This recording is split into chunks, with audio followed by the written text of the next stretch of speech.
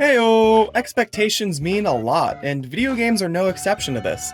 If you go into a game expecting it to be one way, only for it to be different, you'll be disappointed. Even if the game was really good, expecting it to be something else will sour the experience. In 2022, I had two life-changing experiences back to back. I played Nier Automata, and then right after that, Xenoblade Chronicles 3. Those two games are some of the best that I have ever played. So good, in fact, that for pretty much all the games I played afterwards, even if those games were good, felt disappointing since they didn't top those two games or approach their gameplay or stories in the same way. I was expecting to be moved by those games in the exact same ways that those two moved me, and as awesome as that would have been, that just wasn't gonna happen. Not all games have the same way of leaving a mark on a player, and also, some games just aren't meant to have a deep and philosophical impact on the player at all. Miitopia didn't leave me questioning the meaning of life, and I loved that game. So why should every other game do that? I needed a brand new game, and I needed to approach it with zero expectations. No idea of what it should or shouldn't be. At the time, I was subscribed to PlayStation Plus, so I picked a random game I claimed from a few months back that I knew absolutely nothing about. That game happens to be Yakuza Like a Dragon. Yakuza Like a Dragon is about a former Yakuza member named Ichiban Kasuga. Ichibon takes the fall for a crime pinned to his family, and after serving his 20 years in prison, he finds himself in a completely different world than the one he knew. His boss betrayed the Tojo clan, and the Yakuza as he knew it were disappearing due to a string of new laws. Now, Ichiban teams up with a group of misfits and outcasts in order to discover the truth behind his family's betrayal and start a new life. I went into that game without knowing anything about the story or the gameplay. I didn't know what to expect, and even if I did know, it's hard to think that I would have been disappointed. That game was one of the best that I have ever had the pleasure of playing. Although I didn't know what to expect, I did start to form my own expectations as I started the game. I thought that maybe it would be a generic and boring crime drama. I don't really know why I felt that way though. Maybe it's because I hadn't heard anyone talk about that Yakuza game before, or the series in general. Maybe I was just setting my expectations low so I wouldn't be disappointed. To be honest, I have no clue. But I think that one of the best parts about this game is the way that it creates expectations and then shatters them right in front of you. Video game stories take themselves so seriously, and sometimes they have to. Ichiban was shot and almost died, he's now homeless, and he's barely scraping by. That's some serious stuff right there. But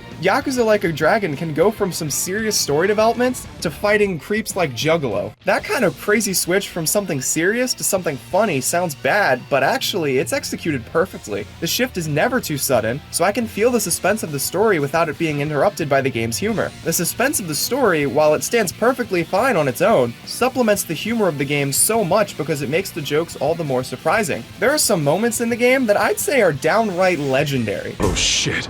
Don't tell me.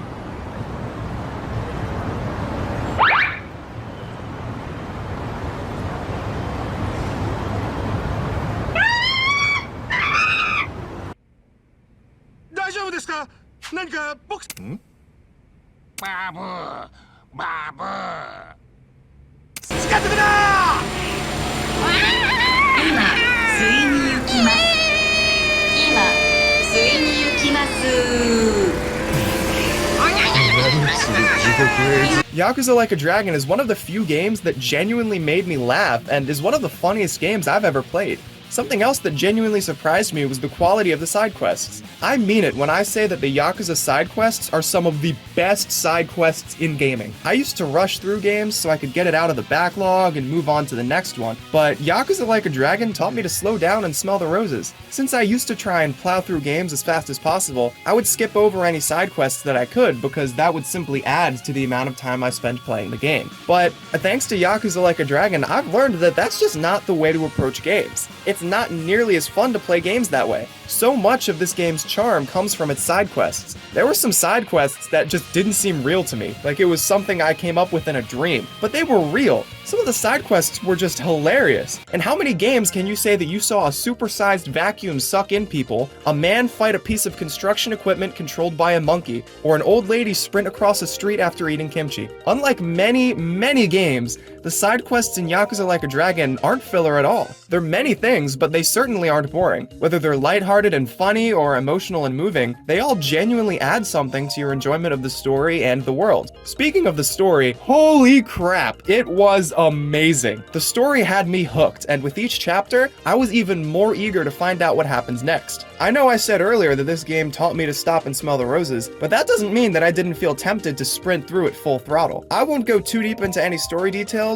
but I will say that I was obsessed. The story took multiple twists and turns that I really never could have seen coming. Each new chapter introduced a new development to the story, with all the chapters so masterfully tied together by the end of the game. I laughed, I cried, and I felt a rage equivalent to the fire of 1,000 suns. I had all the feels. I think one of the unfair expectations that I had after playing Nier Automata and Xenoblade Chronicles 3 was that the games I would play afterwards had to have some sort of deep symbolism and philosophical messages that would stick with me. Although those definitely work in those two games, they aren't necessary to make a story impactful. The emotions that I felt playing Yakuza Like a Dragon were all I needed to learn something about myself. I learned how to be a better friend, to stay optimistic, and to find a purpose in my life. All that from a goofball like Ichibon and his group of friends. Sometimes simplicity works best. All the story really needed to do was impact me emotionally, and it did just that. The characters were a big part of that impact for me. They all have amazing personalities that complement each other so well. The bonds that the characters have rubbed off on me while I was playing the game, and I genuinely cared about the well-being of them by the end of the story. Not many games are able to make me feel that way for fictional characters because, well, they're fictional. They don't exist. But that wasn't the case for this game. Each character contributed to the story in a unique yet equally impactful way, and the fact that I was so caring for those characters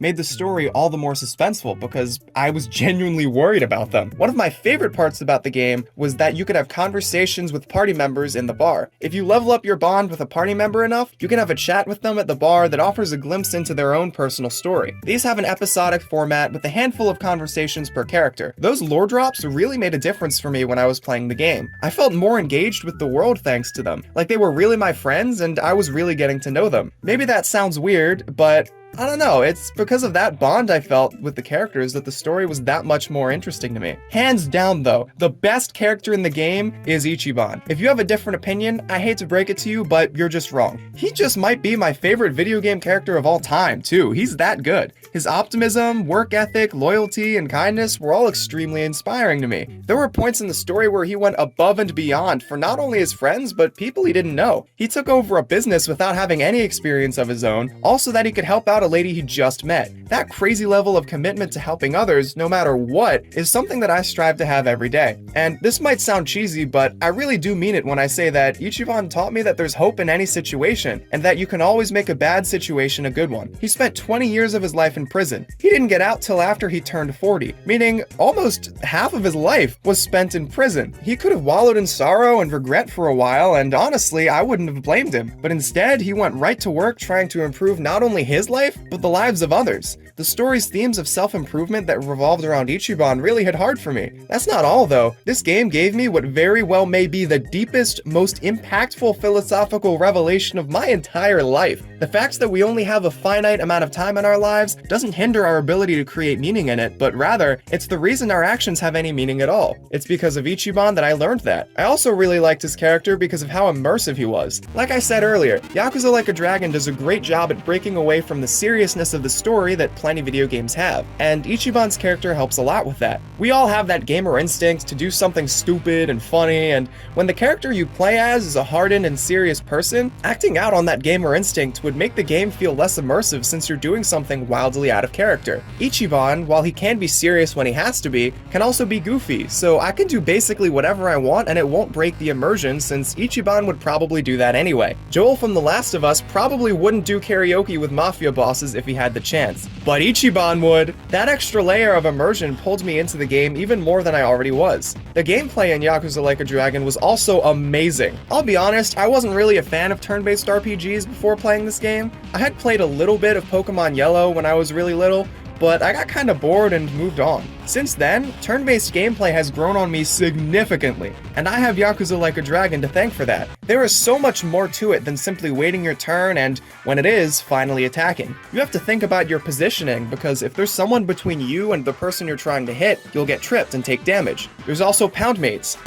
You want sudden death or sudden sacrifices?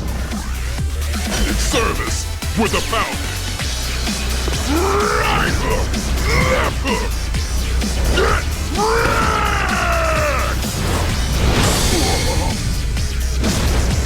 Thanks for calling Pound Mates.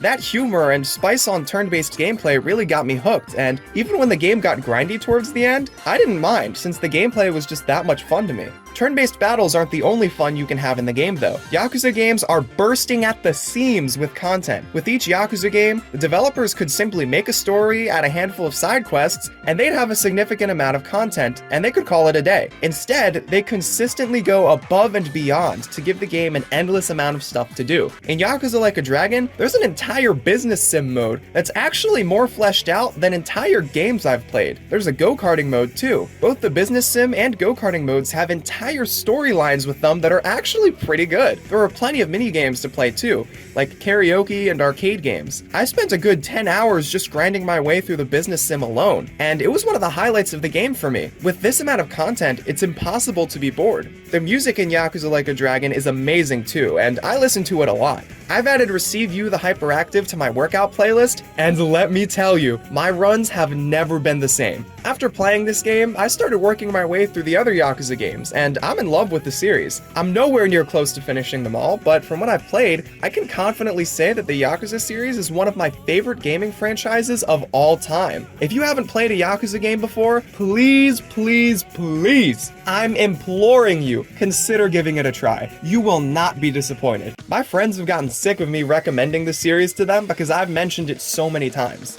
After beating the game, I realized that the characters in the story taught me multiple lessons about myself and the life I'm living. No joke, I wrote about those lessons in the personal statement of my college applications. My actions give my life purpose. Life isn't very long, so I should make the most of the little time I have by spreading joy in the world. These all sound like very obvious things, but it wasn't until I watched Ichiban's life play out that I really felt motivated to act on it. Needless to say, when I beat this game, I was a changed man. I learned that I shouldn't be so expecting of the games I play. Not every game has to tell its story in the same way as some of my favorite games. I needed this game as a reminder to continue to try new things and always keep an open mind. Going in with zero expectations allowed me to genuinely enjoy this game. One of the best parts of Yakuza Like a Dragon is that it defies the expectations that it creates. Would I have enjoyed the game if I went in expecting it to be a serious and philosophical game? I'm thankful that I'll never know. What I do know is that Yakuza Like a Dragon is one of the best games that I have ever played, and I am so very thankful for getting the opportunity to play it.